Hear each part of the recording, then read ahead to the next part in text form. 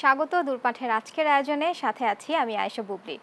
দর্শক, আমাদের এই অনুষ্ঠানটি আমরা আয়োজন করে থাকি বিভিন্ন ধরনের কোর্স বা রেসিপির মাধ্যমে, আর এই কোর্সগুলো প্রশিক্ষণ দিয়ে থাকেন আমাদের সাথে উপস্থিত থাকা একজন প্রশিক্ষক। সেই হিসেবে আমাদের আজকের বিষয় থাকছে দুই ধরনের সালাদ তৈরি, এবং এই সালাদটি যিনি তৈরি করে দেখাবেন প্রশিক্ষক ইশরাত জাহান, পরিচালক ডিউ কিচেন। আপা, আপনাকে স্বাগত জানাচ্ছি। কেমন আছেন?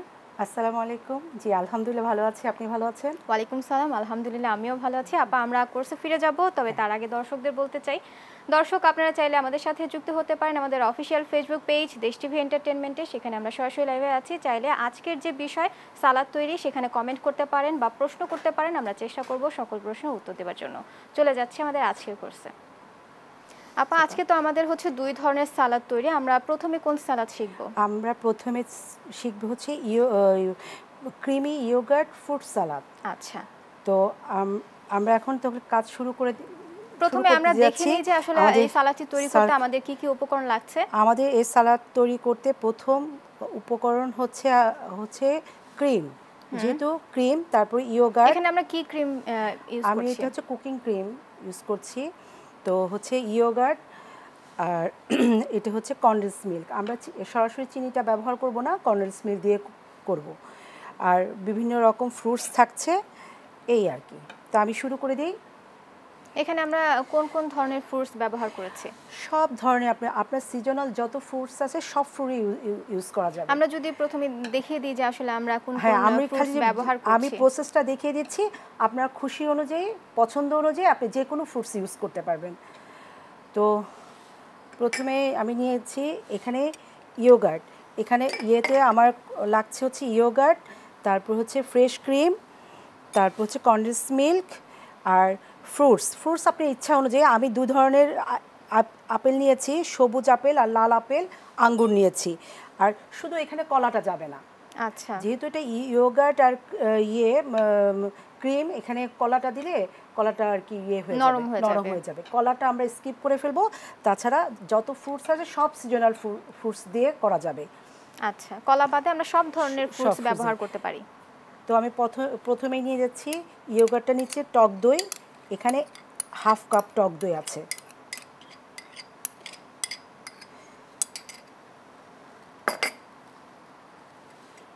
এখানে হচ্ছে আমি 3 টেবিল চামচ ক্রিম দিয়ে দিব, ফ্রেশ ক্রিম। কনডেন্স মিল্ক, এখানে ক্রিম আর কনডেন্স মিল্ক আমরা কতটুকু পরিমাণ ব্যবহার করছি? কনডেন্স মিল্ক একটু, যেহেতু সুগার থাকে সব ফ্রুটসে, তো সেই অনুযায়ী আমি দিব, যে খুব একটা মিষ্টি হবে না আর কি। ধরেন এখানে আমি হাফ কাপ টক দই দিয়েছি, ক্রিম দিয়েছি 3 টেবিল চামচ। তো আমি এখানে 4 টেবিল চামচ দিয়ে দিচ্ছি, কনডেন্স মিল্ক দিয়েছি। এইটা আগে আমি এই 3টে ইনগ্রেডিয়েন্টস আগে খুব ভালো করে মিক্সড করে নিতে হবে। বিটার থাকলে বিটার দিয়ে করলে খুব ভালো হবে। যেহেতু বিটার নেই এখানে, আমি হুইস্ক দিয়ে করছি।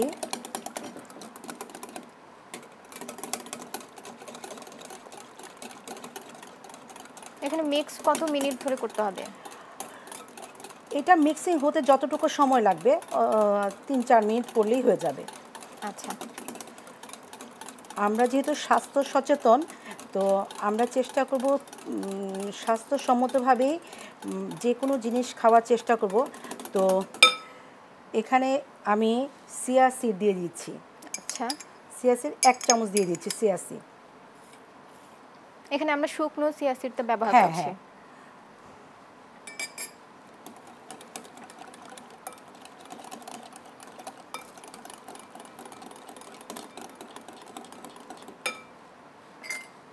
তারপর ফ্রুটসগুলো দিয়ে দিলাম, সবগুলো ফ্রুটস আমি দিয়ে দিলাম। পরিমাপটা কেমন হবে আপা? এখানে যেহেতু আমাদের ক্রিম আছে, আপনি ক্রিম যতটুকু নেবেন সেই আন্দাজ করে আপনি সেই পরিমাণ করে আপনি করবেন, ফ্রুটসগুলো অ্যাড করবেন। আচ্ছা, ক্রিমের পরিমাণটা বেশি থাকছে। হ্যাঁ, ক্রিম যেহেতু একটু ক্রিমি, একটু ক্রিমের পরিমাণটা আমি একটু বেশিই দিলাম। খুব অল্প সময়ের মধ্যেই এটা আপনি সার্ভ করতে পারবেন, খুব অল্প সময়। আর চিয়া সিডসটা হচ্ছে আমরা কতটুকু পরিমাণ নিয়েছি? 1 চামচ নিয়েছি আমি, 1 চামচ।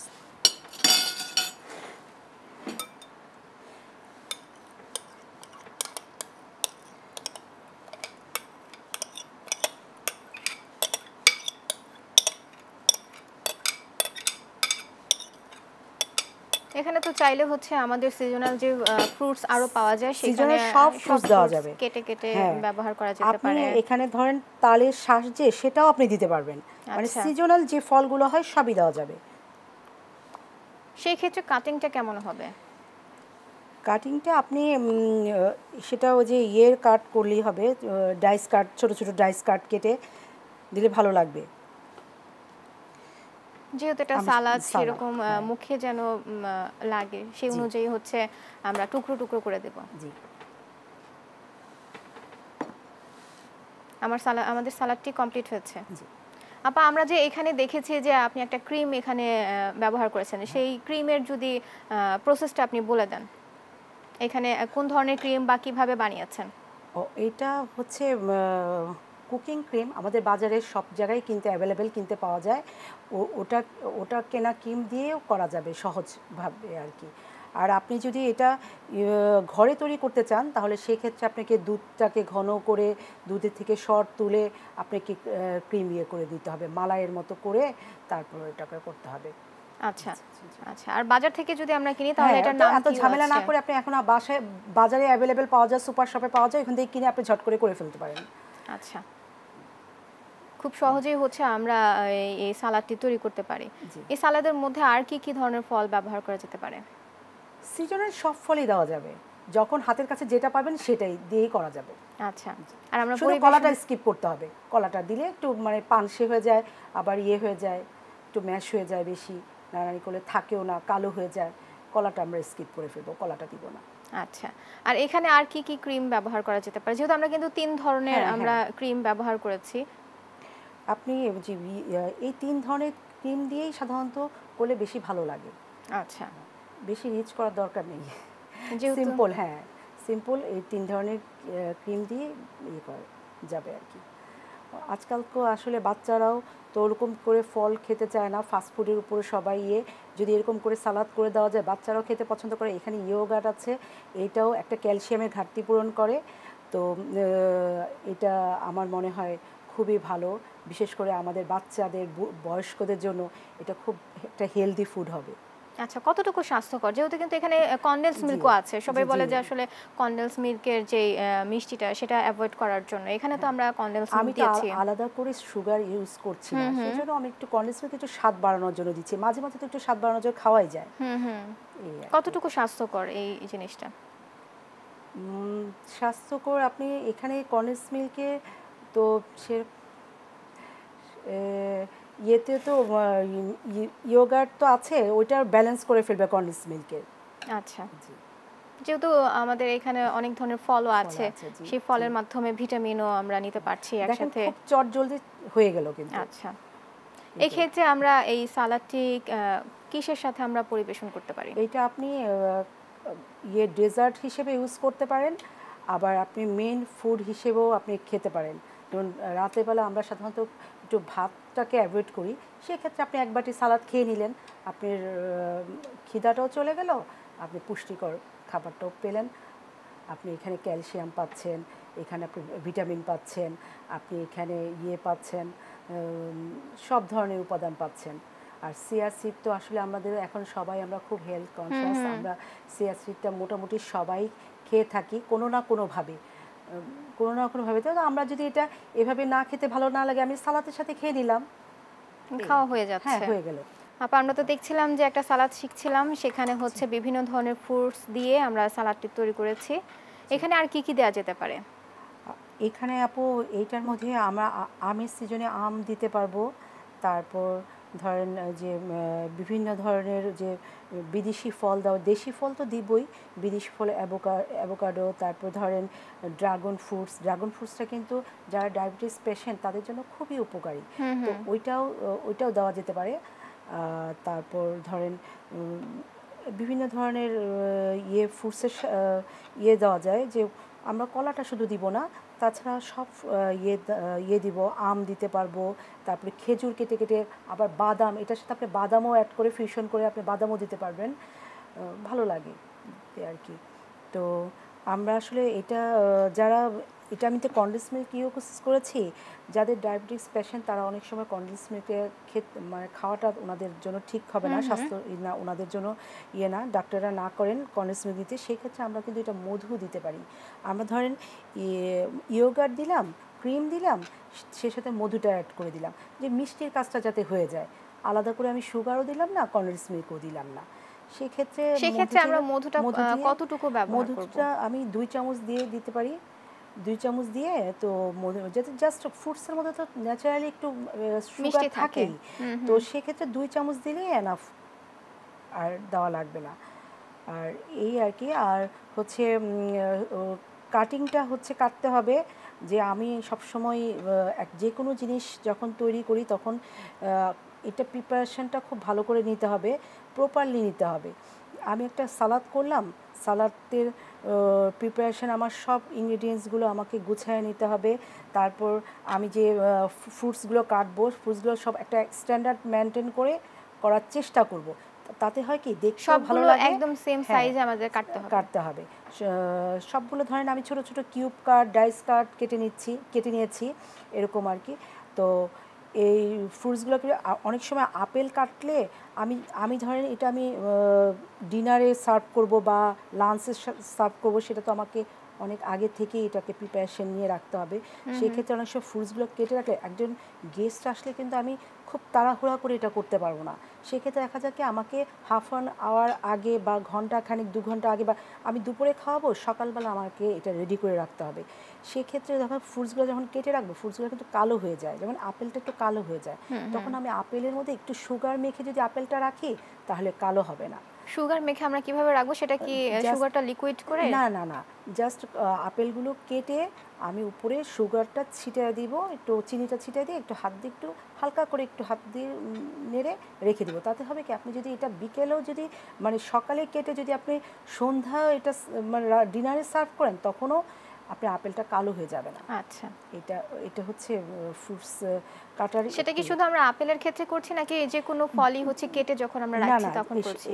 যে ফলগুলো কালো হওয়ার সম্ভাবনা থাকে, যে একটা আপেলের মধ্যে কিন্তু এক ধরনের ইয়ে থাকে, কষ থাকে, সেই কষটা কিন্তু কালো করে ফেলে ফ্রুটসটাকে, যেমন কলাটাও কালো, সেই ক্ষেত্রে আপনি একটু কলার মধ্যে চিনি দিয়ে রাখতে। শুধু এই ফ্রুটস না, যে কোনো আপনি কাস্টার্ড যখন করবেন সেই সময়ও যে ফ্রুটসগুলো যখন আমরা কেটে রাখি, তখন তো কলা ইউজ করি, তো কলার মধ্যে একটু চিনি মেখে রাখলে আপনার কলাটা কালো হবে না। আচ্ছা, তারপর আমরা সব ফ্রুটস কেটে হচ্ছে আমরা পরবর্তীতে যখন হচ্ছে আমরা সার্ভ করব তার আগে আমরা ক্রিম মাখিয়ে নেব। হ্যাঁ, আপনি এইটার হচ্ছে আসল প্রপার নিয়ম হচ্ছে আপনি ক্রিমটাকে প্রিপারেশন নিয়ে রেডি করে আপনি ফ্রিজে রেখে দিলেন, ঠান্ডা ক্রিমটা হবে নরমাল ফ্রিজ। হ্যাঁ, যখন আপনি এটাকে সার্ভ করবেন সেই 5-10 মিনিট আগে আপনি ফ্রুটসগুলো এটার সাথে মিক্স করে ডেকোরেশন করে তারপর সার্ভ করতে হবে।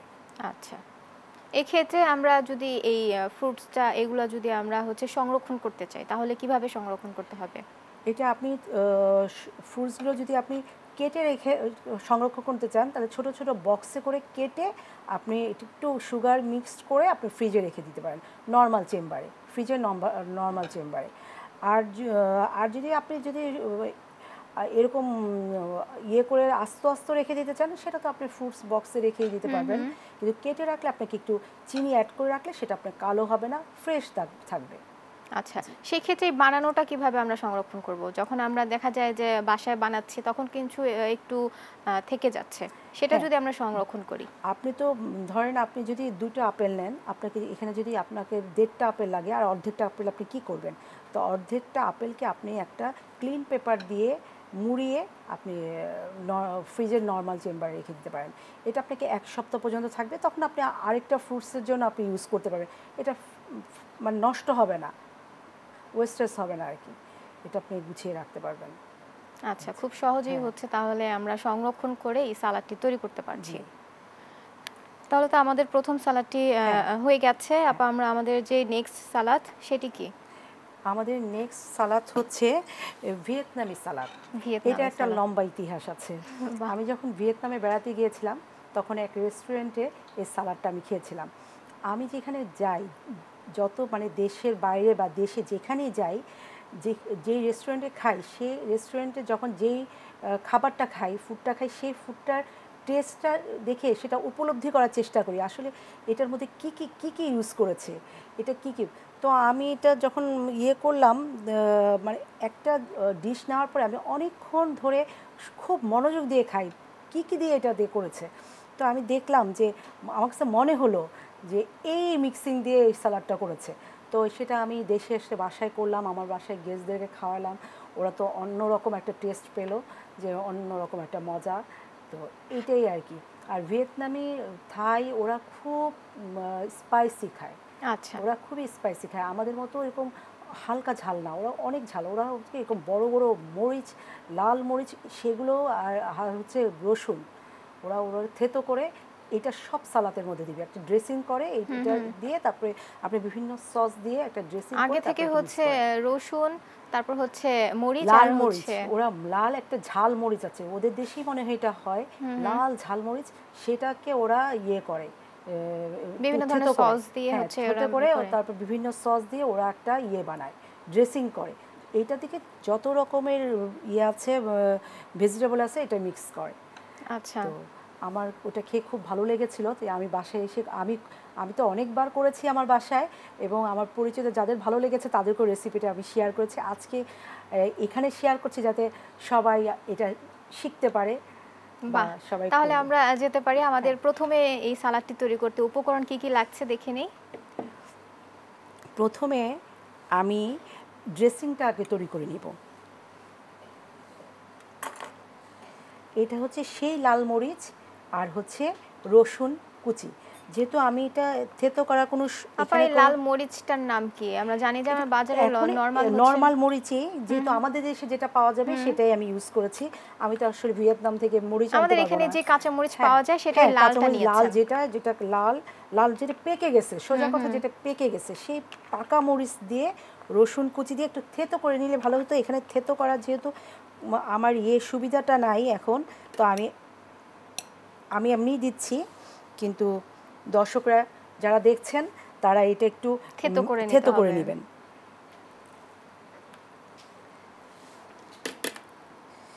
তারপর এখানে আমি একটু টেস্ট অনুযায়ী লবণ দিয়ে দিচ্ছি।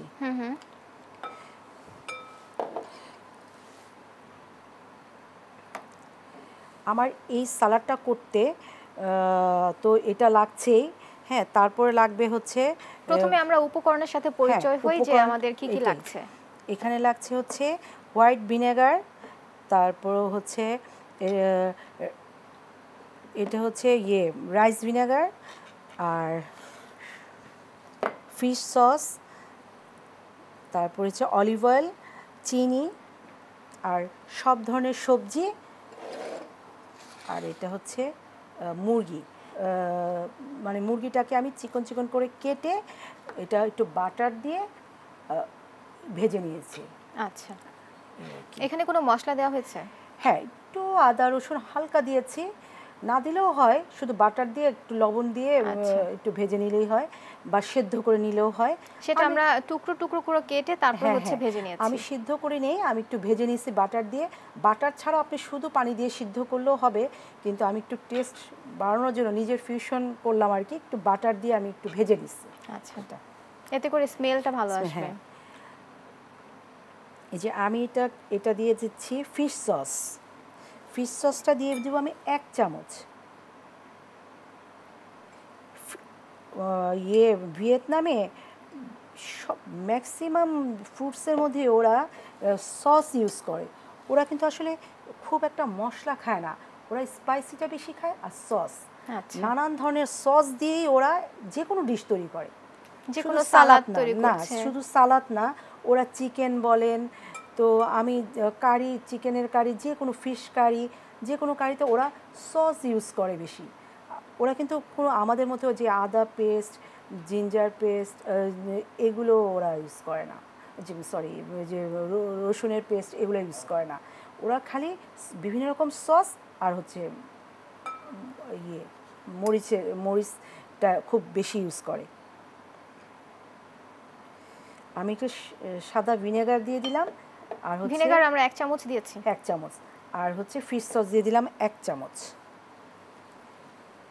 আর হচ্ছে olive oil, extra virgin olive oil. Extra virgin olive oil কিন্তু আমাদের স্বাস্থ্যের জন্য খুব ভালো। আমরা যে নর্মাল অয়েল খাই বাসাতে, সয়াবিন তেল যে আমরা সয়াবিন তেল খাই, তো এর থেকে আমাদের সবাই যদি আমরা এক্সট্রা ভার্জিন অলিভ অয়েল খেতে পারি তাহলে এটা আমাদের স্বাস্থ্যের জন্য খুবই ভালো। হ্যাঁ, হচ্ছে এমনিতে নরমালি বেশি একটা খাওয়া হয় না, দেখা যায় যে রান্নার মধ্যে দিয়ে খাওয়া হলে সেটা কিন্তু ভালো। এটা হচ্ছে লেমন জুস। লেমন জুস মানে লেবু রস 1 চা চামচ। আচ্ছা, আর একটু সুগার দিয়ে দিব। যাদের ডায়াবেটিস আছে তারা সুগারটা স্কিপ করবেন, খাবেন না। এখানে সব মাপই হচ্ছে আমরা 1 চামচ নিচ্ছি। আমরা যদি আসলে প্রতিদিন সালাদ খাওয়াটা অভ্যাস করি তাহলে মনে হয় আমাদের ডাক্তারের কাছে আর যেতে হবে না। সালাদের মাধ্যমেই কিন্তু দেখা যায় সব ধরনের সবজি বা ফ্রুটস খাওয়া হয়ে যাচ্ছে, ভিটামিন নেওয়া হচ্ছে। হ্যাঁ,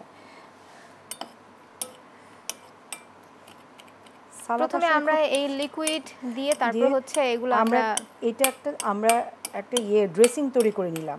আচ্ছা, আমি এটাতে কি কি দিলাম? প্রথমে দিয়েছি রসুন, মরিচ, একটু থেতো করে নিতে হবে, যেহেতু থেতোর ব্যবস্থা নেই। থেতোটাকে আমরা যখন করব একদম পুরোপুরি থেতো করতে হবে নাকি হচ্ছে অল্প অল্প? হ্যাঁ, তো আর হচ্ছে লবণ নিলাম, তারপর হচ্ছে রাইস ভিনেগার নিলাম, হোয়াইট ভিনেগার নিলাম, তারপর নিলাম fish sauce, extra virgin olive oil, চিনি, লবণ। রাইস ভিনেগার এটা তো আমরা কোথা থেকে সংগ্রহ করব? এটা আপনি কি সুপার শপ, যে কোনো সুপার শপে আপনি পেয়ে যাবেন রাইস ভিনেগার। তো ওইটা রাইস ভিনেগার যদি আপনার না থাকে আপনি সাদা ভিনেগার দিয়ে করবেন। আচ্ছা, অথেন্টিকটা হচ্ছে আমি যেটা খেয়েছি ওখানে টেস্টে আমার কাছে মনে হয়েছে সেটা রাইস ভিনেগার দিয়ে করা, সেজন্য আমি অথেন্টিকভাবে দেখাচ্ছি। তারপর আপনার সুবিধা অনুযায়ী আপনি করবেন। আপনার যদি রাইস ভিনেগার অ্যাভেলেবেল না থাকে সেক্ষেত্রে আপনি হোয়াইট ভিনেগারটা ইউজ করতে পারবেন। আমরা কি দুইটা ইউজ করব নাকি যে কোনো একটা ইউজ করতে হবে? না, দুটো করলে টেস্ট হবে। আপনি যদি একটা না পাওয়া যায় সেক্ষেত্রে আপনি একটা স্কিপ করে ব্যালেন্স করে ফেললেন। আর সবজি সালাতের ইয়েগুলো হচ্ছে সবজিগুলো আপনাকে সব জুলিয়ান কাট কাটতে হবে। আচ্ছা, এটা জুলিয়ান কাট করতে আমি এভাবে কেটেছি, জুলিয়ান কাট কেটেছি। বিভিন্ন ধরনের সবজি নিতে পারবেন। এখানে ক্যাপসিকাম এখানে আমি 2 ধরনের নিয়েছি, আমার হাতের কাছে 2 ধরনের ছিল, 2 ধরনের নিয়েছি। আপনি এখানে হলুদ ক্যাপসিকামও নিতে পারবেন, তারপরে বাঁধাকপি, তারপর টমেটো, গাজর তো আছেই, তারপরে এটা হচ্ছে বেবিকর্ন, খুবই পুষ্টিকর একটা খাবার বেবিকর্ন। আপা আমরা তো দেখছিলাম যে সালাদ তৈরি করার আগে যে প্রসেসটা ছিল সেটি আমরা করছিলাম। আমি ড্রেসিংটা তৈরি করে নিলাম, এখন আমি আস্তে আস্তে সবগুলো সবজি অ্যাড করব। তো আমি আগে মুরগিটা যেটা আমি সেদ্ধ করে রেখেছিলাম, ভেজে রেখেছিলাম, সেটা অ্যাড করছি।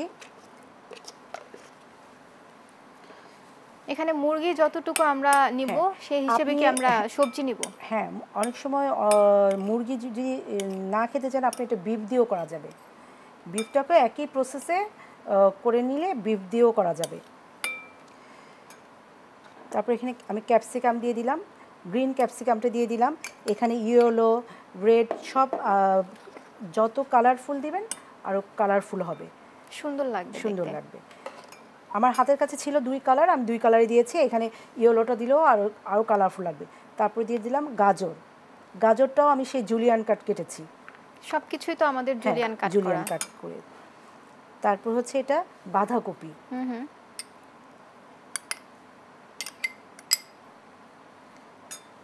ওরা খুব বাঁধাকপি খায়, ভিয়েতনামিরা খুব বাঁধাকপি খায়। এটা হচ্ছে বেবিকর্ন। আচ্ছা,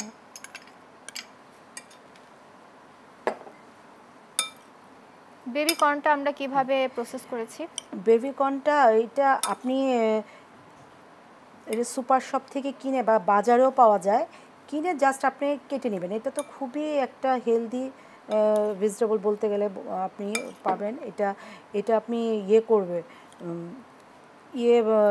একদম কাঁচাটাই আপনি করে রেখে দিতে পারবেন, ফ্রিজে ডিপেও রেখে দিতে পারবেন। আচ্ছা, ডিপেও এটা সংরক্ষণ আপনি কাঁচাটাই ডিপে একদম প্যাকেট করে সুন্দর করে রেখে দিতে পারবেন। যখন কোনো কিছু তৈরি করার আগে আপনি আধা ঘন্টা আধা ঘন্টার মধ্যে বের করে আপনি রেখে দিলেন, নর্মাল হয়ে গেলে তারপর আপনি আমি কিন্তু ক্যাপসিকামও ফ্রিজে ডিপে এরকম করে সংরক্ষণ করি। একদম আস্ত ক্যাপসিকামগুলো আমি একদম সুন্দর জিপার বক্স প্যাকেটে করে ফ্রিজে ডিপে রেখে দিই।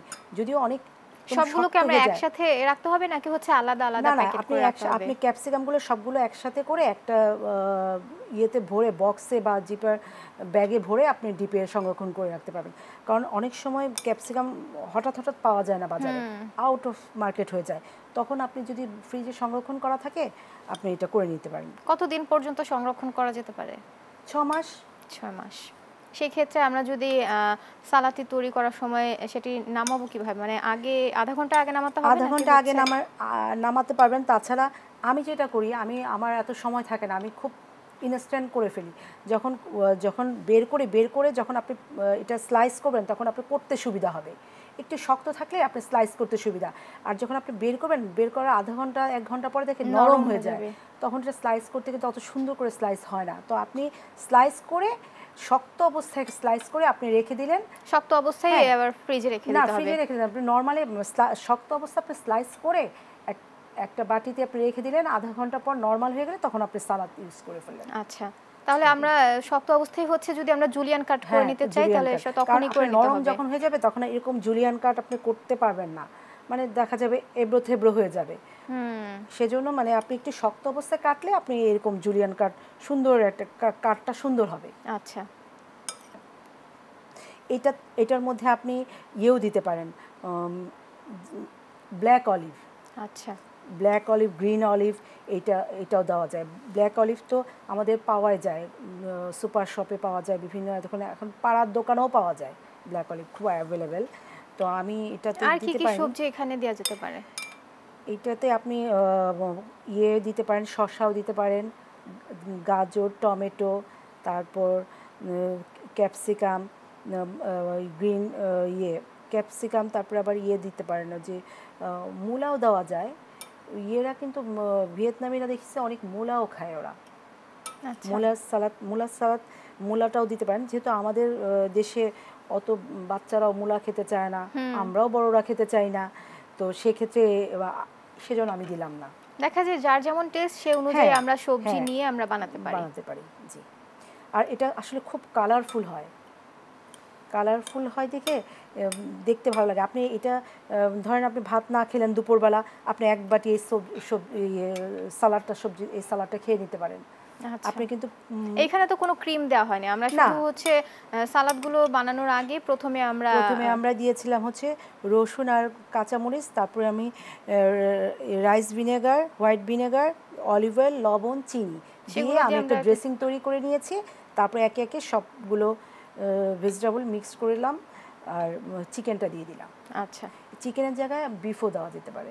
চিকেন যদি হাতের কাছে না থাকে পর্নও দিতে পারেন। পর্নটা জাস্ট আপনি এই যে বাটার দিয়ে একটু ভেজে, ওইটা আরো টেস্টি হয়। আচ্ছা,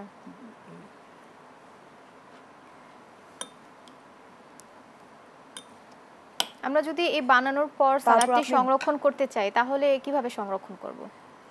বক্স করে আপনি ফ্রিজে রেখে দিবেন। এটা জাস্ট এটার মধ্যে তখন আপনি ইউজ করবেন না, লবণটা মিক্সড করবেন না। লবণটা মিক্স করলে কি পানিটা ছেড়ে দেয়।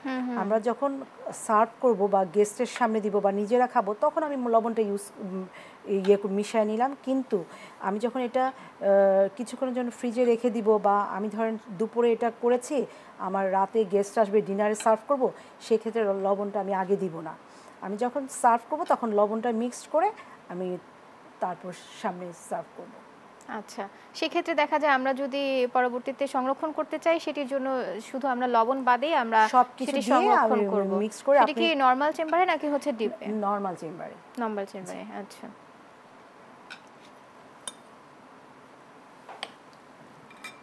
আমাদের তো এই সালাদটি তৈরি হয়েছে।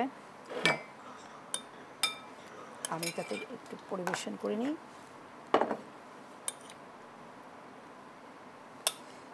আর এই সালাদগুলো যখন পরিবেশন করব তখন আমরা সবসময় খেয়াল রাখবো যে এরকম যাতে আমাদের হোয়াইট ডিশ হয়, তাহলে হয় কি এটা একটু কালারগুলো খুব সুন্দর ভালো লাগে দেখতে।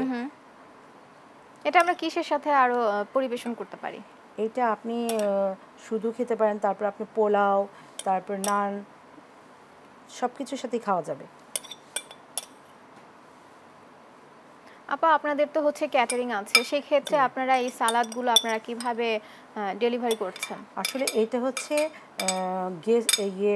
কাস্টমারের রিকোয়ারমেন্ট অনুযায়ী আমাদের করতে, কাস্টমার যদি চায় যে কোনো সালাদ আইটেম, সেক্ষেত্রে ওনারা যখন অর্ডার করেন তখন বলেন, সে তখন আমরা সেই ওনাদের পছন্দ অনুযায়ী, চাহিদা অনুযায়ী আমরা এটা ডেলিভারি দিই। সেক্ষেত্রে কি আপনারা এরকম সবকিছু একদম মিক্সড করেই তারপর হচ্ছে আপনারা ডেলিভারি করছেন? হ্যাঁ, মিক্সড করে ডেলিভারি দিয়ে দিই, অনেক সময় বলে দেই, বা আমরা এই সল্টটা আলাদা একটা প্যাকেটে দিয়ে দিই। আবার যদি বলেন যে না আপনি সব কিছু একসাথে রেডি করে আমাদেরকে দিবেন, সেক্ষেত্রে আমরা এরকম করে রেডি করে প্যাক করে পাঠিয়ে দিই। লবণ আলাদা বলতে হচ্ছে আপনারা কি ভিন্ন কোনো লবণ ব্যবহার করছেন না সাদা লবণ? না, সাদা লবণ ব্যবহার করছি। আপনি যখন বাসায় খাবেন সাদা লবণ পিঙ্ক সল্টটা ইউজ করবেন, এটা স্বাস্থ্যসম্মত। আচ্ছা। পিঙ্ক সল্ট দিয়েও আমরা খেতে পারি। আচ্ছা, খুবই চমৎকার হয়েছে দেখতে। আপা আমরা যদি প্রথম রেসিপিতে যাই, যে প্রথম রেসিপিটি ছিল ইয়োগার্ট ক্রিমি ফ্রুট সালাদ, সেটি তৈরি করার ক্ষেত্রে আমাদের উপকরণ কি কি লাগছে আর কিভাবে আমরা তৈরি করেছি সেটি যদি আরেকবার বলে দেন। আচ্ছা, ইয়োগার্ট ক্রিমি ফ্রুট সালাদ তৈরি করতে আমার প্রথম উপকরণ লাগছে হচ্ছে, নিশ্চয়ই ইয়োগার্ট তো লাগবেই। তো ইয়োগার্ট লাগছে, তারপর লাগছে cream, fresh cream, condense milk আমি এই দিয়েছি। ফ্রেশ ক্রিমটা হচ্ছে আমরা বিভিন্ন সুপার শপ থেকে আমরা সংগ্রহ করতে পারি। যদি কনডেন্স মিল্ক আপনি না খেতে চান বা কারো ডায়াবেটিস থাকে, সেক্ষেত্রে আমরা মধুটা ইউজ করব। তো ও কনডেন্স মিল্ক, ক্রিম আর হচ্ছে ইয়োগার্ট মিক্সড করে ভালো করে মিক্সড করে তারপরে আমরা চিয়া সিড দিয়ে দিয়েছি। চিয়া সিড দিয়ে তারপরে আমরা একে একে সব ফ্রুটস মিক্স করে পরিবেশন করলাম। চিয়া সিডস তো হচ্ছে আমরা শুকনোটাই ব্যবহার করছি, এখানে ভিজিয়ে নিইনি। আপনি যদি চান তো ভিজিয়েও নেওয়া যায়, কিন্তু আমার মনে হয় কি এটা যেহেতু অনেকক্ষণ থাকবে, কিছুক্ষণ থাকবে, তো এটা এমনি ইয়ে হয়ে যাবে, ভিজে যাবে। তো আলাদা করে পানি দিয়ে ভিজানোর দরকার নেই, আমরা একবারেই শুকনোটা দিয়ে হচ্ছে ভিজিয়ে নিচ্ছি। তারপর সব ফ্রুটস দিয়ে তো তৈরি করেছে। এখানে আর কি কি ফ্রুটস দেওয়া যেতে পারে? এখানে ধরো ফলের মধ্যে আঙ্গুর, 2 রকম আঙ্গুর দেওয়া যেতে পারে। তারপর ধরেন এটাতে আপনি আপেল, তারপরে ও যে অ্যাভোকাডো, তারপরে অ্যাভোকাডো তো আমরা জানি যে আসলে একটু বেশি সবুজ থাকে, সেক্ষেত্রে আমরা কিভাবে কাটিংটা করব? অ্যাভোকাডো আর ড্রাগন, অ্যাভোকাডোটা কাটিং করবেন, কিউব কাট করে নিলে হবে, ভিতরে বিচিটা ফেলে দিয়ে জাস্ট কিউব কাট করে নিলে হবে। আচ্ছা, তারপর হচ্ছে ড্রাগন ফ্রুটস, সবগুলো সেম সাইজেই কেটে নিতে হবে কিউব করে। জি জি। আচ্ছা, তারপর আমাদের যে পরবর্তী রেসিপিটা ছিল সেটি হচ্ছে ভিয়েতনামি সালাদ। সেটি যদি আমরা উপকরণ এবং প্রসেসিংটা আরেকবার বলে দিই, আমাদের কিন্তু নতুন নতুন দর্শক অনেক সময় যুক্ত হচ্ছে, সেই ক্ষেত্রে তাদের জন্য জানতে সুবিধা হবে। জি, ভিয়েতনামি সালাদটা করতে প্রথম ইনগ্রিডিয়েন্টস হচ্ছে, ওরা তো যেহেতু স্পাইসি খায়, আমি একটু বেশি ঝালটা ব্যবহার করেছি। লাল মরিচটা আমি কিন্তু এখানে গ্রিন মরিচ দিইনি, সবুজ মরিচ দিইনি, আমি লাল মরিচটা পাকা, যে মরিচটা আমাদের দেশে পেকে গেছে সেই মরিচ। আর হচ্ছে সেক্ষেত্রে কি আমরা বোম্বাই মরিচও ব্যবহার করতে পারি? হ্যাঁ, যদি আপনি ঝাল বেশি খেতে পারেন কোনো সমস্যা নেই, তখন আপনি বোম্বাই মরিচটা ইউজ করতে পারেন। তারপরে আমি এই যে রসুন আর মরিচটাকে একটু থেতো করে নিয়েছি।